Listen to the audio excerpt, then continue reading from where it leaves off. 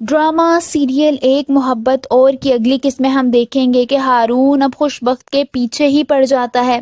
جہاں وہ جاتی ہے وہ شوق شوق سے اس کے پیچھے پیچھے چلا جاتا ہے۔ وہ اسے کہتا ہے کہ بڑے کہتے ہیں کہ سورت پر نہیں جانا چاہیے، سیرت دیکھنی چاہیے۔ وہ اس سے باتیں کرنے کی کافی کوشش کرتا ہے، وہ دونوں ساتھ ڈنر بھی کرتے ہیں۔ وہی نبیل جو کہ ہارون کا اسسٹنٹ ہوتا ہے، اس کا شک اب یقین میں بدل جاتا ہے۔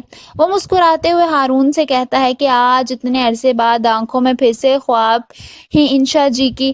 یہ سب کچھ سن کر ہارون مسکرانے لگتا ہے۔ جب سے خوشبخت ہارون سے مل کر آئی ہوتی ہے پہلی دفعہ، وہ بھی بہت خوش ہوتی ہے۔ وہ اپنی بہن سائرہ سے کہتی ہے کہ آج اتنے عرصے بعد پہلی دفعہ میں نے کسی سے اپنے بارے میں بات کی ہے، کسی نے مجھ سے میرے بارے میں کچھ پوچھا ہے۔ وہیں ہم دیکھیں گے کہ نبیل ہارون سے کہتا ہے کہ یہ والا وار جان لیوا ثابت ہو سکتا ہے، اس لیے اس سے اجتناب کرو، جس پر ہارون چوخی سے کہتا ہے کہ اس بار اجتناب نہیں ہو سکتا، یعنی کہ اس کے دل میں بھی خوشبخت کے لیے محبت پیدا ہونے لگتی ہے۔ وہی خوشبخت اپنے آفس میں ہوتی ہے جب ہارون وہاں آتا ہے۔ وہ اس سے کوئی بات پوچھتا ہے جس پر وہ مصنوعی غصہ کرتے ہوئے کہتی ہے کہ آپ کا دماغ تو خراب نہیں ہے مسٹر ملک۔ وہ دونوں کام کی کسی سائٹ پر اکٹھے جاتے ہیں۔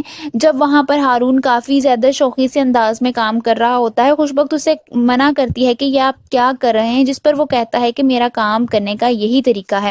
یہ بات کر کے وہ مسکرانے لگتا ہے، جس پر وہ کہتی ہے کہ آپ مسکرا کیوں رہے ہیں، جس سے وہ جلدی سے معذرت کر لیتا ہے اور کہتا ہے کہ سوری۔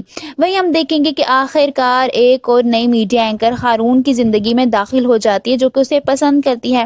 وہ اس سے مل کر کہتی ہے کہ اب ہم مل ہی گئے ہیں تو مل ہی لیتے ہیں، جبکہ ہارون اس سے مل کر اتنا زیادہ خوش نہیں ہوتا۔ دوسری طرف ہم دیکھیں گے کہ خوشبخت ہارون سے کہتی ہے کہ مجھے دیر ہو رہی ہے، مجھے اپنی بیٹی کو اسکول سے پک کرنا ہے۔